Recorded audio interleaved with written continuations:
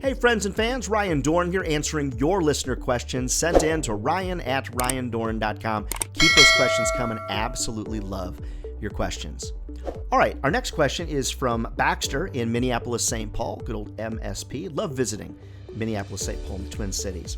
All right, Baxter's question is, Ryan, what do you feel is your single most important sales strategy? So Baxter, that would be tough because every single day I deploy all kinds of different strategies. But if I had to pick one, I would say the email rule of 3 and 3.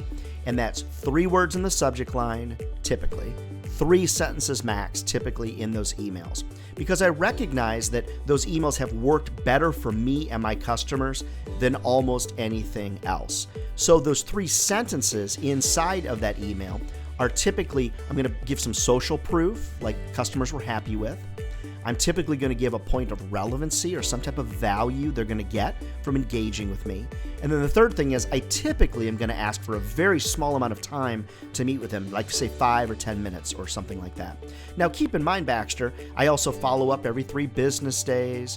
I try to keep 3 words in the subject line, usually with a question to kind of engage their brain. But to try to pick one strategy, I try to deploy a lot of them on a regular basis. But there's a little secret there. You do need some type of strategy. And those salespeople that have strategies, those salespeople that are creative, they almost always get further faster with their customers. So Baxter, I hope that's helpful to you.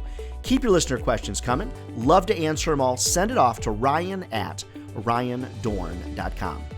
Love to motivate your sales team. Love to be a part of your motivational efforts. Reach out to me over at ryandohrn.com. And never forget, if sales was easy, everybody be doing it. And they're not. We're not crazy. This is a great career. It'll feed your family for a lifetime. All right, friends, we'll see you next time.